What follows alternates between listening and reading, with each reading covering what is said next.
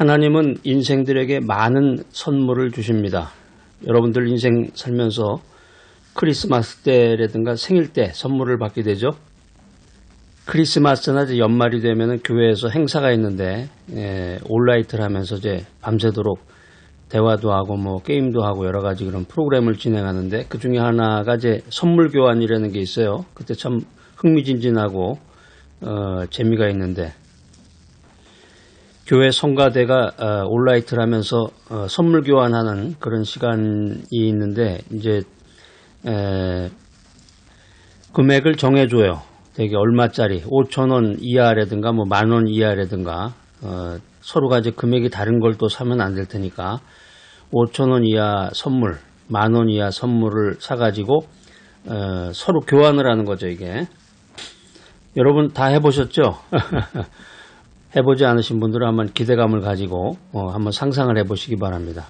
하나님이 인생들에게 많은 선물을 주시는데 우리가 인생을 살아가면서 매 순간이 순간순간이 모두가 다 하나님이 주신 선물이요 감사의 시간인데 우리가 그것을 깨닫지 못하는 것입니다. 우리가 인생 살아가면서 받은 그 선물 가운데 가장 공평한 선물이 있다고 하면은 그것은 시간입니다. 하나님께서는 부유한 사람이나 가난한 사람이나 건강한 사람이나 병든 사람이나 가방끈이 긴 사람이나 무식한 사람이나 똑같이 하루 24시간을 우리들에게 선물로 나누어 주고 계십니다. 공짜죠 이게? 선물은 공짜인데 돈 많은 사람은 더 많은 시간을 소유하고 가난한 사람은 시간이 없는 게 아니라 계속 시간이 없다는 얘기를 하는데 시간은 누구에게나 다 공평한 거예요. 예전에 그 25시라는 그 책이 있었죠. 영화도 아마 나왔던 것 같은데 우리가 인생 살아가면서 시간이라고 하는 것은 공평한 것인데 영어 단어에 그 흥미로운 단어가 하나 있습니다. 그 present라는 단어 있죠. present, present라는 게 선물이라는 뜻 또 현재라는 이 복합적인 의미를 지니고 있어요. 참 이게 묘한 것입니다. 그러니까 이게 현재라는 시간이 선물이라는 뜻이죠. 하나님께서 값없이 나눠주신 이 24시간이라고 하는 이 시간의 선물, 이것을 어떻게 사용하느냐, 어떻게 활용하느냐에 따라서 우리 인생이 달라지고 우리의 삶이 결정이 되는 것입니다. 그래서 위인 전기집 같은 거를 보면은 위인전을 보면은 그 나폴레옹이라든가 위대한 인물들이 잠을 적게 자면서 그 시간을 이용해서 책을 읽는다든가 전략을 수립한다든가 여러 가지 그 미래 계획을 세웠던 그런 이야기들을 우리가 들을 수 있는데 나폴레옹은 하루에 잠을 3-4시간 정도 잤다고 그러죠. 그리고 우리가 잘 아는 말로 이제 사당 오락 4시간 잠을 자면 합격하고 5시간 잠을 자면 떨어진다. 그래서 예전에 사법시험 같은 거라든가 고시 공부할 때 그 잠을 줄이면서 잠자는 시간을 줄이면서 자기가 하는 일에 집중해 가지고 연구하고 그랬던 모습을 우리가 생각할 수 있겠습니다. 재미있고 유익한 이야기가 하나 있어서 여러분들에게 소개를 해드립니다. 어느 날 어떤 분이 이상한 전화를 하나 받았습니다. 벨소리가 나서 전화를 받아보니까 선생님 죄송하지만 선생님의 그 계좌번호 온라인 번호를 좀 가르쳐 주십시오. 아니 왜 남의 온라인 번호를 가르쳐 달라고 그래요. 요즘에 보이스피싱도 많고 여러 가지 일들이 많은데 네, 선물을 보내드리려고 합니다. 아주 중요한 선물인데 앞으로 10일 동안 매일마다 1,440불씩을 보내드리겠습니다. 그런데 그것을 그날 꼭 가치 있는 곳에 쓰셔야 됩니다. 그리고 전화를 끊었습니다. 이게 참 별 이상한 전화가 다 있네.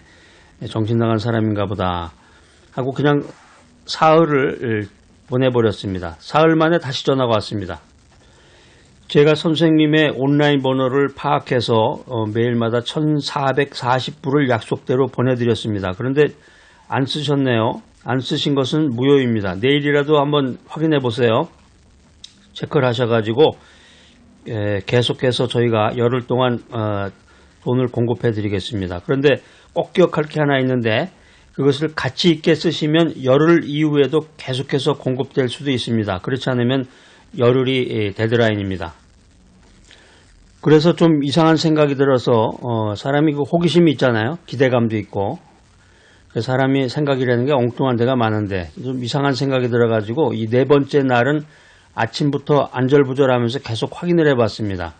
이 온라인으로 계좌로 뭐가 들어왔나. 그랬더니 1440불이 들어와 있는 거예요. 이게 희한한 일이기도 하고 놀랍고 당황스러웠습니다. 그 다음 날도 확인해 보니까 돈이 또 들어왔어요. 1440불이. 그 다음 날도 들어왔고 사흘을 연속해서 계속 공급을 받았는데 너무나 놀라고 당황한 나머지 한 푼도 쓰지 못했습니다. 그랬더니 사흘 만에 엿새가 지난 후에 전화가 왔는데 저희가 매일마다 공급을 해드렸는데 돈을 보내드렸는데 송금을 해드렸는데 불행히도 그것을 쓰지 않으셨습니다. 다시 말씀드리지만 쓰지 않으면 무효입니다. 반드시 사용해야 됩니다. 가치 있는 곳에 쓰시기 바랍니다. 그렇지 않으면 열흘로 끝나게 됩니다. 그때부터 이 사람은 정신을 차리고 돈을 써야 되겠구나 이런 생각을 했습니다. 정신 차려야지. 돈 쓰는데 집중해야지. 그래서 7번째 날부터는 들어온 즉시로 돈을 가지고 백화점으로 뛰어다니면서 정신없이 사재기를 하기 시작했습니다. 이렇게 한 사흘 정도 돈을 쓰다 보니까 조금 마음에 걸리는 말이 생각이 났습니다. 이 돈을 가치 있게 안 쓰면 열흘로 끝난다는데 그 가치 있게라는 말이 자꾸 이게 마음에 걸리는 거예요. 이제 마지막 날이 돼서 마지막 날 눈을 뜨자마자 어떻게 쓰는 것이 가치 있게 쓰는 것일까 고민을 하다가 고민하다가 마지막 날 절반이 지나갔습니다. 어떻게 가치 있게 쓸까 이리 궁리 저리 궁리 생각을 하다가 고아원에 가가지고 고아원에 사과 상자를 들고 가서 전달을 하고 또 양로원에 찾아가서 돈을 쓰다가 보니까 열흘째 되는 날이 다 저물어 버렸습니다. 전화가 다시 왔습니다. 선생님께서 지난 사나흘 동안 열심히 부지런히 돈을 쓰셨는데 사용하셨는데 저희들의 평가에 따르면 결과적으로 선생님은 가치 있게 돈을 쓰지 못했습니다. 열흘로 끝입니다. 저희가 매일마다 1440불을 열흘 동안 공급해 드렸지만 선생님께서는 그것을 낭비하셨습니다. 자, 이게 도대체 무슨 얘기인가? 사실은 우리가 하루에 1440불을 공급받은 적은 없지만 매일마다 1440분을 공급받고 있습니다. 1시간이 60분이죠. 60분에다가 하루 24시간을 곱하면 1440분이 됩니다. 자, 그런데 우리가 그 하루 24시간을 어떻게 사용하고 있습니까? 성경은 이렇게 말하고 있습니다. 세월을 아끼라 때가 악하니라. 여기에 때가 악하니라. 때라는 단어가 나오는데 헬라어에서 때를 의미하는 단어가 두 가지가 있는데 하나는 이제 흘러가는 자연스러운 시간을 의미하는 크로노스라는 단어가 있습니다. 그런가 하면 정반대 의미의 단어가 있는데 카이로스라는 뜻이에요. 카이로스. 신약성경 에베소서 5장 15절 이하에 나오는 그 때라고 하는 그 단어는 이 카이로스라고 하는 단어인데 영어로는 이 단어가 크라이시스라고 번역이 됩니다. 위기라는 뜻이죠. 위기. 때가 악하다. 이 때라는 것이 위기의 때라는 의미입니다. 이게 이제 우리가 영적으로 해석을 하면 심판의 때라는 말이죠. 심판의 때가 온다.